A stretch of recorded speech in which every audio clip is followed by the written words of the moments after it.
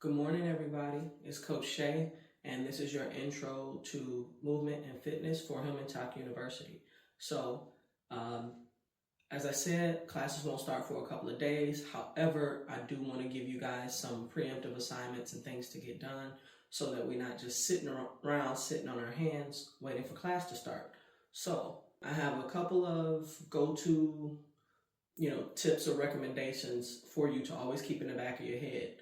If you're hesitant about going to the gym, if you're hesitant about starting your journey, these tips can kind of help you with kind of getting your mindset in the right space and helping you get active. So tip number one is just start where you are, okay? It's on your mind to start, so get started.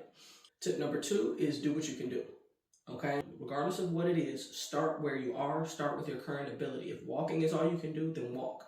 Do what you can, start with where you are, do what you can do. The key is to just do it. Tip three that I will give you is pretty simple. Get your steps in. Get your steps in, okay?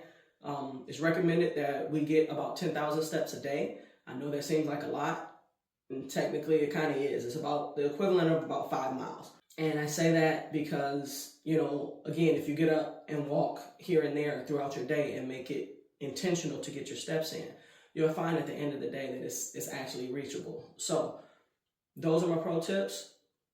Start where you are, do what you can do, get your steps in. And as a bonus, one thing to keep always in the back of your mind is to push yourself, okay? So whatever it is that you're doing, don't do it to where you're just kind of chilling. Like, hey, if you're walking, that's cool. And nothing wrong with that, to chill when you're walking and, it's like a warm-up.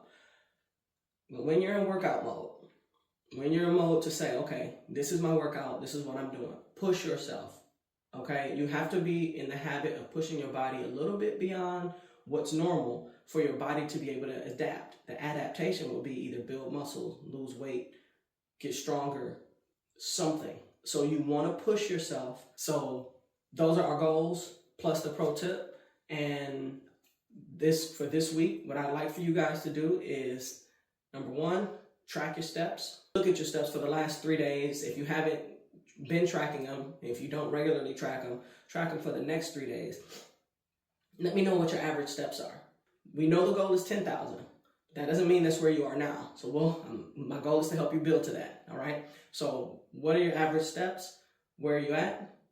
And then that's the first thing. And then time yourself doing a mile. I don't care if you walk, I don't care if you run, I don't care if you jog, do a combination of all three. Just time yourself doing a mile. How long does 1 mile on a treadmill outside, how long does a mile take you?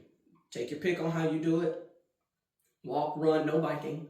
Walk or run, but let's see how long a mile takes you. And we're going to use that, and that's going to help you set your baseline for this Intro to Movement course, all right? So again, it's Coach Shay, and as always, it's time to make the journey.